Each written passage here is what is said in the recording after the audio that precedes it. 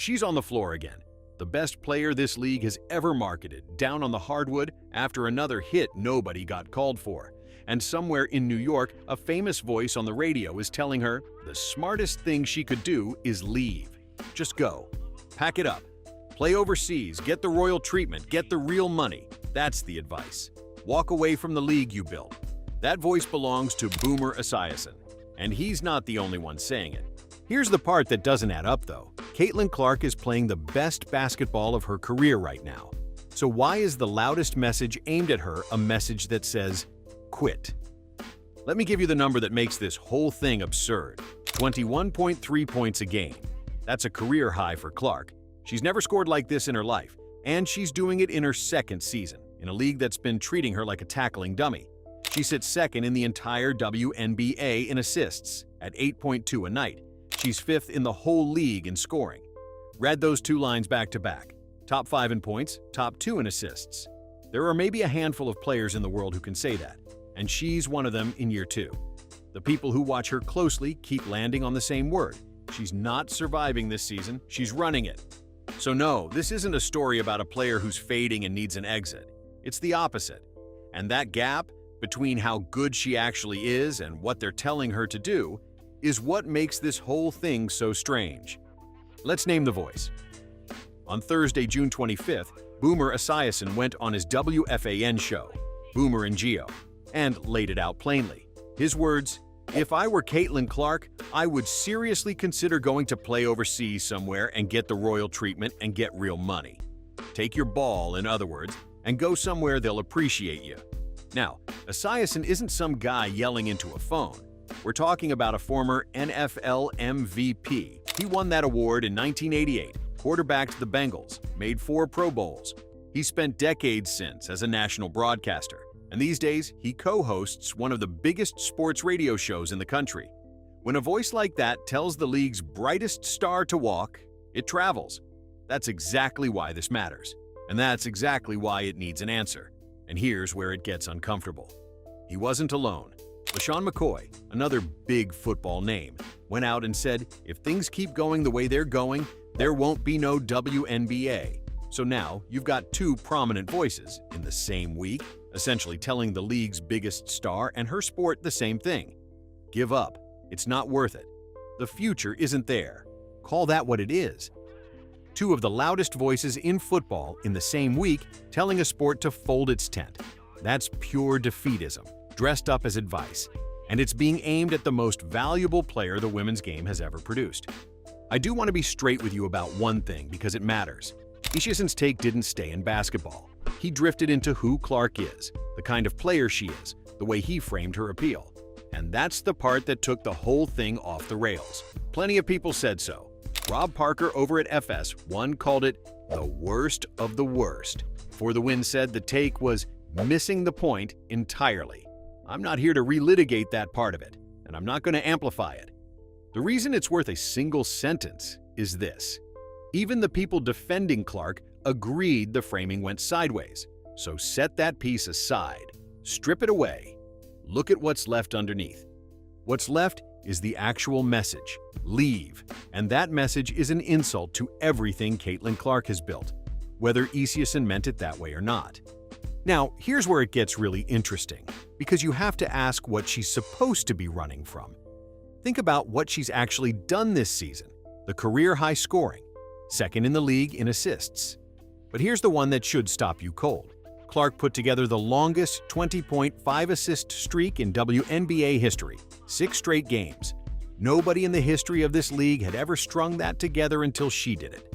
A player hanging on by her fingernails doesn't rewrite the record book. A player at the absolute peak of her powers does. And it goes deeper than her own stat line. In the games she's played, Caitlin Clark scored or assisted on 42.5% of every single point the Indiana Fever put up. Sit with that for a second. Almost half of her team's entire offense runs through one player's hands. You don't walk away from a league when you are that much of the league. There's no royal treatment overseas that touches what she's built here, because what she's built here doesn't exist anywhere else on Earth. So when a national voice says, go get the real money somewhere else, the math just doesn't work. The value is here. She made it here.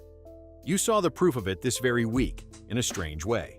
On Saturday, with Clark sidelined, the Fever went out and dismantled the Los Angeles Sparks, 111-87. Kelsey Mitchell dropped 26. Aaliyah Boston added 17, and Indiana looked just fine for a night. But think about what that game was really about. The Fever can win a game without her. What they can't replace is the gravity. The reason national broadcasters argue about this team on the radio in the first place, the reason that arena fills, the reason any of us are talking about Indiana basketball at all. That's not a one-night number. That's the thing Esiason is telling her to give away. But here's the tension, and it's the real story underneath all of it. The reason a take like Esiason's even finds an audience isn't the money. It's the hits. It's the sense that the league can't or won't protect her. Watch a Fever game and you see it. Clark goes to the floor, and half the time the whistle never comes. The frustration Esiason is feeding off is real frustration. Fans watch their star get battered, and they start to wonder if anyone in charge is going to do anything about it. That's the soil this defeatism grows in. The just leave take isn't landing because people don't love Caitlin Clark. It's landing because they're scared the league is wasting her. And that's the twist.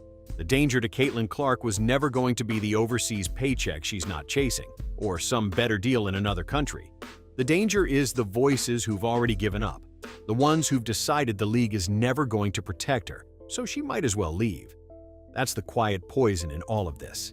Not the opponents, the people who've stopped believing the league is worth fighting for. Because here's the thing they keep getting wrong.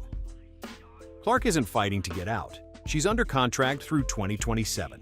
She hasn't asked to leave, she hasn't hinted at it, she hasn't done a single thing to suggest she wants out. The only people talking about her leaving are the people on the radio. She's just out there playing and outproducing every bit of the noise they're making about her. Now let me show you why the people telling a generational talent to walk away are always eventually wrong. Go back a generation in this very franchise.